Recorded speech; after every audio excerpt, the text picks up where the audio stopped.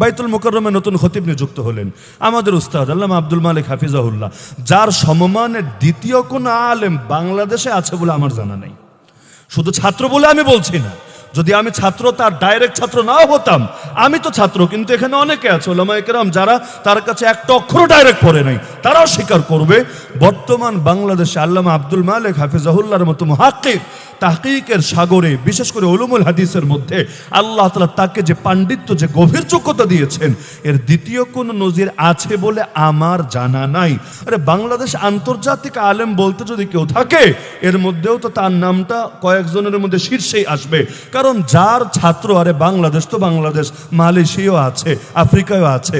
আমরা যখন পড়তাম মার্কজুদ্দৌলা, মাঝে মধ্যে দেখা যেত আফ্রিকা থেকে এসে হাজির। কি হয়েছে হুজুরে চেনো কিভাবে? হুজুর তো আর আফ্রিকায় যায় নাই, তুমি চিনলা কিভাবে? যে আমরা আফ্রিকায়, হুজুরের লেখা একটা কিতাব আল মাদখাল ইলা উলুমিল হাদিস শরীফ, এটা আমরা আফ্রিকার মধ্যে পর্যন্ত পড়েছি, আমাদের উলুমুল হাদিস বিভাগে শিক্ষা সিলেবাসের অন্তর্ভুক্ত ছিল। আমরা অবাক হয়ে যেতাম, আরে বাংলাদেশের হুজুরের লেখা বই আফ্রিকায় পর্যন্ত সিলেবাসে আছে।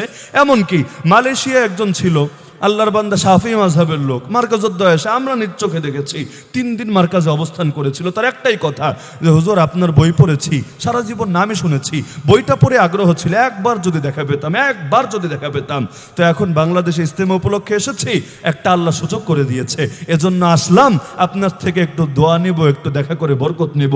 তা আমাদের দিলটা বড় হয়ে যেত, কারণ এমন উস্তাদের কাছে আপনি পড়ছেন যারা শাগরেদ সারা দুনিয়ায় তৈরি হয়ে যাচ্ছে, কার না ভালো লাগে? এমনকি আল্লাহর বান্দা এমন এমন পাণ্ডুলিপি তৈরি করে রেখেছেন, এগুলো যখন প্রকাশিত হওয়া শুরু হবে, আমরা তো ধারণা করি আরব বিশ্বেও এই পরিমাণ তার কদর বেড়ে যাবে।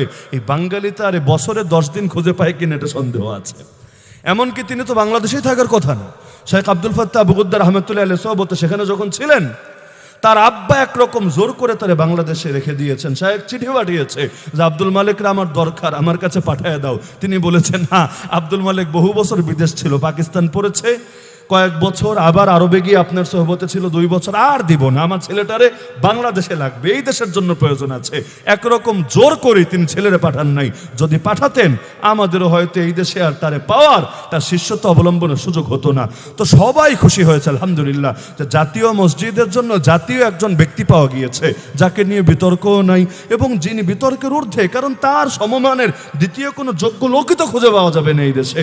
কিন্তু এক শ্রেণীর জেলাপিখোরের ল্যাঞ্জায় আগুন ধরে গেছে, এরা মিছিল মিটিং পর্যন্ত শুরু করে দিয়েছে। ওই ইমাম হায়াত নাকি কি আছে একটা, ওই ব্রাহ্মণবাড়িয়া শহরে মাঝে মধ্যে আর পোস্টার দেখি, বাড়ি সম্ভবত চিটাগাং, আমি আরে ভালো করে চিনিও না, লেখা আল্লামা ইমাম হায়াত। আরে কি এর ইমাম? তুই বেটা মুয়াজ্জিন দূরের কথা, খাদেমও তো হওয়ার যোগ্য না। কিন্তু আন্দোলন করে ওয়াহাবি, ওয়াহাবিও কইতে পারে না, বলে ওয়াহাবি, ওয়াহাবি মানে ওয়াহাবি, এই শব্দ বলতো, ওয়াহাবি, ওয়াহাবি, ওয়াহাবির পিছনে নামাজ হবে না। আরে কি ওয়াহাবি রে পাগল? ওয়াহাবি মানে কি? যদি বলে ওয়াহাবি মানে শেখ মুহাম্মদ বিন আব্দুল ওয়াহাব নজদির অনুসারী, তাহলে তুই যদি 10 বার দুনিয়া থেকে মৃত্যুবরণ করিস, আবার 10 বার জন্মগ্রহণ করিস, ওই 10 জন্মেও প্রমাণ দিতে পারবি না আমাদের উস্তাদ তিনি সেই শেখ মুহাম্মদ বিন আব্দুল ওয়াহাব নজদির অনুসারী। তো যেই জিনিসের প্রমাণে দিতে পারবেন, ওটা দাবি করার কি দরকার? আর যদি বলে যে ওয়াহাব হলো আল্লাহর নাম, কার নাম? আমরা দোয়া করি আল্লাহর কাছে, রব্বানা লা তুযিগ কুলুবানা বাদা ইয হাদাইতানা ওয়া হাব লানা মিন লাদুনকা রাহমা ইন্নাকা আনতাল ওয়াহ্হাব। হে আল্লাহ, একমাত্র আপনি ওয়াহ্হাব। ওয়াহ্হাব অর্থ হলো দাতা। দাতা, দাতা একজনই, নাম তার, কেউ দিতে পারে না, বাপও পারে না, মাও পারে না, দুনিয়ার কেউ পারে না, দাতা একজনই, নাম তার আল্লাহ। রাসূলও বলেছেন ইন্নামা আনা কাসিম আল্লাহু ইউতি, আমি তো শুধু বন্টন করে দেই, দাতা তো আল্লাহ। তাহলে আল্লাহরে বাংলায় বলছি দাতা। এই দাতা শব্দের আরবি হলো ওয়াহাব। ওয়াহাব যিনি প্রচুর পরিমাণ দান করেন। তাহলে ওয়াহাব কার নাম? আর ওয়াহাব কার নাম? এবার বোঝেন, রহমান আল্লাহর নাম। যদি কাউকে বলা হয় সে রহমানি, মানে সে রহমান ওয়ালা, আল্লাহ ওয়ালা, রব আল্লাহ, রব আল্লাহ। কাউকে যদি বলি রব্বানি, তার মানে সে রব ওয়ালা, আল্লাহ ওয়ালা, হক হলেন আল্লাহ হক। এখন কাউকে যদি বলি হাক্কানি, তার মানে সে হক ওয়ালা, আল্লাহ ওয়ালা। তাহলে বুঝেন ওয়াহাব মানে কে আর ওয়াহাব মানে কে? তাহলে ওয়াহাবি মানে কি? আল্লাহওয়ালা, ওয়াহাবওয়ালা। কারণ রহমানি মানে যদি হয় রহমানওয়ালা, রব্বানি মানে যদি হয় রবওয়ালা, হক্কানি মানে যদি হয় হকওয়ালা, ওয়াহাবি মানে কিওয়ালা? আরে কিওয়ালা? তা আল্লাহওয়ালা আবার গালি হয় কিভাবে? আল্লাহওয়ালা গালি হয় ওই শকুনের নজরে যে নিজে আস্ত শয়তানওয়ালা। কারণ তুমি আরেকজনটা আল্লাহ আল্লাহ বলে গালি দাও কিভাবে? আরেকজনের দিকে এক আঙ্গুল উঠাবা, তোমার দিকে অটোমেটিক 3 আঙ্গুল কিন্তু এমনি ফিরবে। এটা দেখাবা, 3টা তোমার দিকে ফিরবে। তা আরেকজনটা গালি দিবা, তুমি ওয়াহাবি, তুমি আল্লাহওয়ালা, তার মানে তুই হচ্ছিস আস্ত ভণ্ড আর শয়তানওয়ালা। এখন বলতে পারি, হুজুর এত অর্থ কি আমরা বুঝি? এত কিছু তো আমাদের মাথায় ধরে না। তো পাগল, আগে জ্ঞান শেখ, তারপর বিরোধিতা কর। অন্ধের মতো বিরোধিতা করে লাভ হবে না। যতই জিলাপি খাও, তোমাদের জাতীয় মসজিদের খতিব হওয়ার কপাল হবে না। হ্যাঁ, জাতীয় মসজিদের দারোয়ান যদি হতে চাও, বা বাথরুমে অনেক চাপ থাকে জাতীয় মসজিদে, প্রচুর, মানে সারাদিন মানুষ যায়, প্রচুর হারে যায়। যদি বাথরুম সাফাইয়ের দায়িত্ব পেতে চাও, তাহলে আমরা এর জন্য সুপারিশ করতে পারি।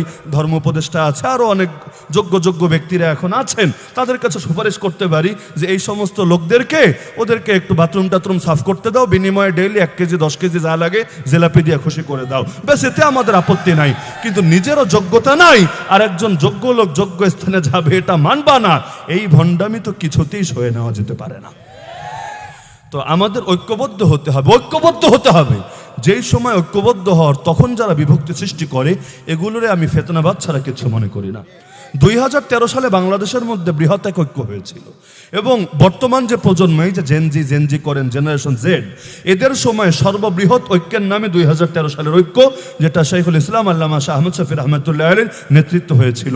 শাইখুল ইসলামকে আল্লাহ এমন এক যোগ্যতা দিয়েছিলেন যে তার ব্যক্তিত্ব নিয়ে, তার নেতৃত্ব নিয়ে কারো কোনো কথা ছিল না, যার কারণে আপামর সকলে, যারা জীবনে আন্দোলন করে নাই তারা পর্যন্ত, বসুন্ধরা মাওলানা আব্দুর রহমান রহমতুল্লাহ আলাইহি, আন্দোলনের লোক না, তারা মাঠে ময়দানের লোক না, তারা ইলমের লোক, মাদ্রাসা করার লোক, কিন্তু তারা পর্যন্ত আন্দোলন সমর্থন দিয়ে মিছিলে নেমে এসেছেন। তার মানে কেউ বাদ থাকে নাই, অসাধারণ ঐক্য তৈরি হয়েছে। কিন্তু আমার এখনো মনে পড়ে, যেহেতু ঢাকা শহরে ছিলাম, আন্দোলনে ছিলাম, এখনো মনে পড়ে 6 এপ্রিল আমরা লং মার্চ করে ক্লান্ত, এদিকে দেখি এক শ্রেণীর জেলাপিখোর ফতোয়া জারি করেছে যে নবীর দুশ্মনরা মাঠে নেমেছে, ওয়াহাবিদের শায়েস্তা করতে হবে। অদ্ভুত কাণ্ড। অথচ 6 এপ্রিল লং মার্চে গিয়েছিল সবাই কি দাবিতে জানেন? যে আল্লাহ নবীরে যারা গালি দেয় ওদেরকে ফাঁসির রায় দিতে হবে। তা আল্লাহ নবীর গালিবাজের বিরুদ্ধে সবাই মিলে আন্দোলন করছে, তখন একদল ওই গালিবাজের বিপক্ষে না বলে আন্দোলনকারীদের বিপক্ষে বলছে। তার মানে মুখ দিয়ে যাই বলো, ডাল মে কুছ কালা তো জরুর হ্যায়, এটা তো বুঝেই আসে। এখনো পর্যন্ত দেখেন না, গালি দিবে আপনারে, তুই বেটা জামানার ইয়াজিদ, ভালো কথা, কিন্তু তুই যে জামানার ফেরাউন, তার কি খবর রাখিস? আরেকজনরা জোর করে জামানার ইয়াজিদ বানায়, কিন্তু নিজে যে জামানার ফেরাউন, জামানার আবু জাহাল হয়ে আছে, এর ন্যূনতম খবর নাই। এজন্য আমার আজকের মূল বার্তা এবং আখেরি বার্তা এটাই, ইসলাম সবাই চান্ত, কে চান না? সবাই চান্ত। যদি চানি সব দলাদলি, সব ভাগাভাগি, সব কোপাকুপি সব ভুলে গিয়ে ইসলামের ব্যাপারে ঐক্যবদ্ধ হতে হবে। হ্যাঁ, 4 ভাই যদি ঘরে থাকে না, 4 ভাইয়ের মত এক থাকে না, থাকে নাকি? রুচি এক না, দৃষ্টিভঙ্গি এক না, আদর্শ এক না, তাদের মধ্যেও বহু মতভিন্নতা থাকে, কিন্তু এটা এলাকায় মাইকিং করে বেড়ায় না। আমাদের মধ্যেও বহুত মতভিন্নতা থাকবে, হ্যাঁ, ইলমিভাবে সমাধান হবে, সমস্যার কিচ্ছু নাই। ইলমি আলোচনা আগেও ছিল, এখনো আছে, কিয়ামত পর্যন্ত থাকবে। এর মাধ্যমে যার কাছে যেটা হক মনে হয় দলিলের আলোকে অনুসরণ করবে, কিন্তু বাতিলের বিরুদ্ধে তো আমরা আলাদা না। হাইয়া আলাস সালাহ শুনলে যেমন আমাদের দল, ইসলাম কায়েমের জন্য গণ আন্দোলন গড়ে তুলতে হবে। এই দেশের মানুষকে আগে প্রস্তুত করতে হবে যে তোমরা ইসলাম চাও কিনা, আর ইসলামের জন্য সব কোরবানি দিতে রাজি আছো কিনা। না হলে দেখবেন 200 আসন, 300-র মধ্যে 200তেও যদি পাশ করে আসেন, একবার ইন্ডিয়া এসে ভেজাল লাগাবে, একবার আমেরিকা এসে এখানে মাস্তানি দেখাবে। তখন যদি দিলে আগ থেকে হিম্মত না থাকে, বলবে সাইরা দে মাকাইন দে বাচ্চা, আমাদের ইসলাম লাগবে না, আগে যাহা ছিল তাহাই ভালো ছিল, এই টাইপের ডায়লগ মারা শুরু করবে। দিল যদি তৈরি থাকে, বলবে বাবসান বহুত বলেছো, খেলা হবে, এবার আসো, জাতি তৈরি, তোমাদের সাথে ডাইরেক্ট খেলা শুরু হবে। তাহলে এজন্য জাতিকে প্রস্তুত করেন, দ্বীনের জন্য তাদেরকে সর্বস্ব কোরবানি দেওয়ার মানসিকতা ভেতরে গেড়ে দেন। এরপর উপায় উপকরণ যেটাই ব্যবহার করা হোক না কেন, ইনশাআল্লাহ বিজয় আসবেই আসবে। আজ না আসলেও কাল আসবে। একদিন না একদিন এই দেশ ইসলামের দেশ হবে।